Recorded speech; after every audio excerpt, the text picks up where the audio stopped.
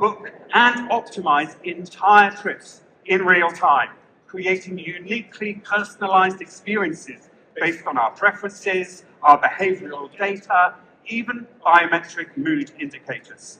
Expedia is already testing this reality with trip matching, a tool that lets travelers build complete itineraries based on an Instagram reel, and then book everything directly through the platform. But this isn't just about convenience alone. It's also about alleviating the cognitive overwhelm of infinite choice. In a world where people are overwhelmed by too many choices, AI travel assistants will become your trusted guide who knows you better than perhaps you know yourself. Next year, it's predicted that over 500 million individuals will routinely use digital wallets for identity verification. So by 2032, your face will be your passport. Biometric systems using facial recognition technology will enable seamless movement through airports, hotels, and borders with nothing more than a glance. Vikas Bola, who's the CEO of digital identity company Nyoko, points to a pilot program between Hong Kong and Tokyo where document-free travel via Visa biometric IDs has reduced processing time for the whole experience from 30 minutes down to just 3. But the real driver here isn't about increasing speed, but rather reducing friction. Every queue, every document check, every moment of bureaucratic frustration creates a barrier between the traveler and their experience. Biometric travel, however, will make journeys feel effortless, returning us to the romance of spontaneous travel without the anxiety of logistics. 2033 marks the year cryptocurrency moves from niche to norm in tourism.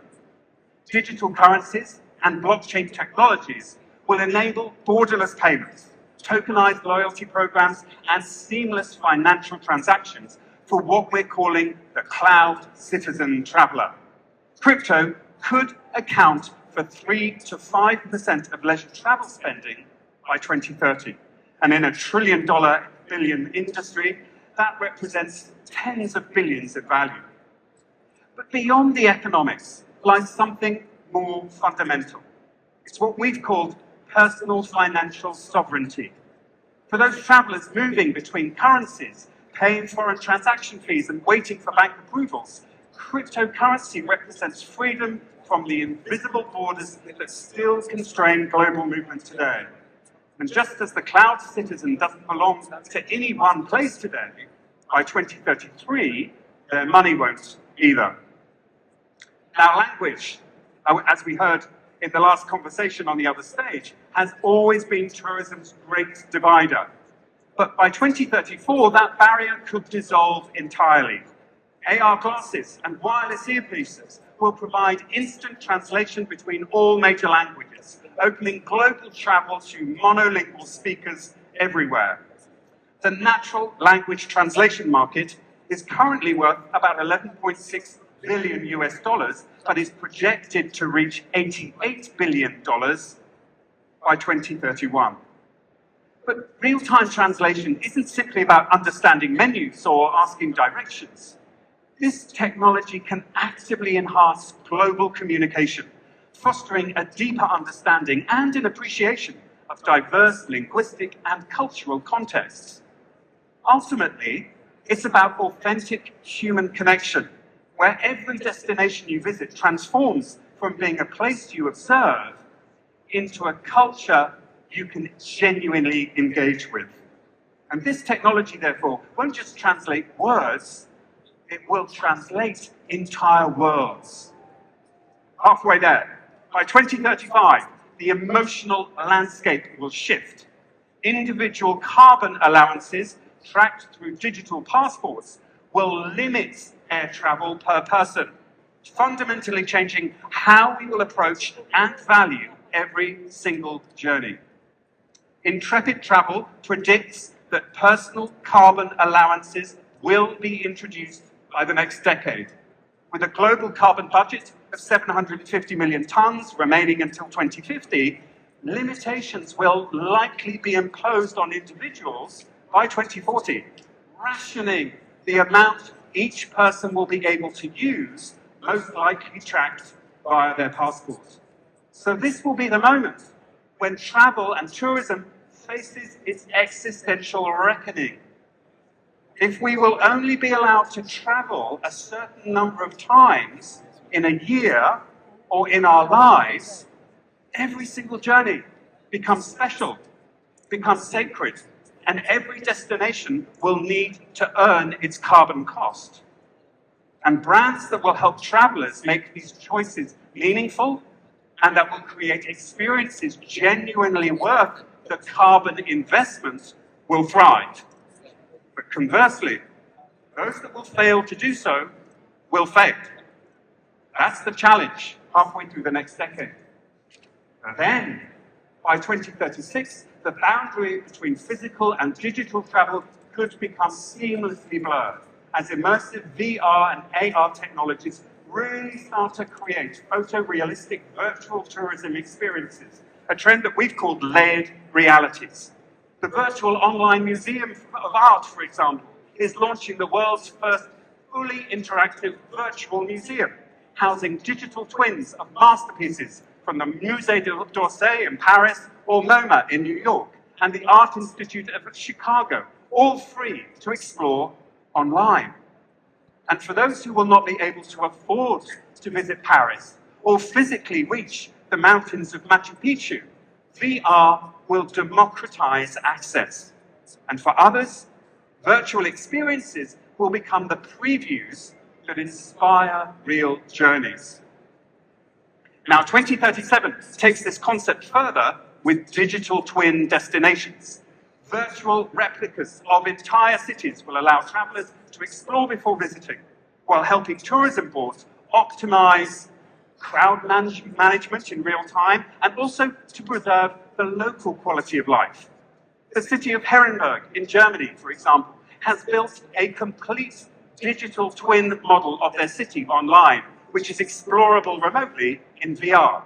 And more importantly, Herrenberg is using this twin to inform better decision-making for residents and also for visitors alike. Now, this represents a fundamental shift in how destinations conceptualize themselves and how cities will no longer be passive backdrops for tourism. They could become intelligent, responsive environments that balance visitor experience with community well-being. Then, by 2038, electric passenger drones will revolutionize short-haul transport, offering aerial sightseeing and access to previously unreachable destinations. Many countries are already mapping air corridors specifically for air taxis and cargo drones, building the infrastructure for this aerial future right now, today. And imagine the experiential transformation. Tourists hovering above the Grand Canyon, landing on remote mountain peaks, accessing secret beaches without roads. Drone travel will redefine what's possible in terms of where humans can venture and what we can witness. It will transform the inaccessible into the intimate. And then by 2039, supersonic jets could shrink the world dramatically, placing travelers anywhere on the planet in just 3 to 4 hours. This has massive implications for how we think about business travel and also luxury tourism. Boom Technology is already developing mid-sized supersonic passenger jets with Japan Airlines and Virgin Atlantic each ordering 20 planes, proving there is a real commercial appetite for this. And as a result, weekend breaks on the other side of the world will become not just achievable, but expected. International business meetings without the jet lag, and families living continents apart will be able to see each other more regularly. Suddenly, distance stops being the barrier that it is today. And finally, 2040 brings us full circle, because hydrogen-powered and electric aircraft will replace kerosene-fueled planes, making aviation genuinely sustainable without sacrificing global mobility. Airbus aims to have hydrogen-powered and hybrid electric aircraft in service by the end of the 2030s. And importantly, carbon-free flying resolves tourism's greatest moral tension. It means we won't have to choose between exploring our world and protecting it. It means that the carbon budgets of 2035 can eventually expand. And it means travel can be both accessible and responsible. 10 years, 10 technologies. However, what these emerging technologies show us is that the future of tourism isn't really about the tech itself, the flying taxis or the AI concierges. It's about using technology to solve very human problems that have always existed in travel. How do we make it accessible? How do we make it meaningful? How do we make it sustainable? How do we stay connected? The winners in tourism's next chapter, therefore, won't be the ones with the flashiest technology.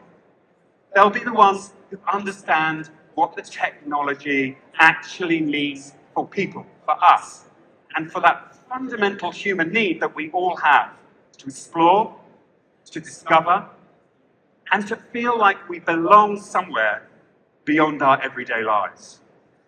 Thank you. Now, being among the first to explore our new report, which is launching here at TOURISE, thanks to TOURISE, Elevating the Hospitality Guest Experience with AI, and we're launching that tomorrow during our exclusive TOURISE workshop, which I hope you can join. Please do use the QR code to connect to that report, and have a good conference. Thank you very much.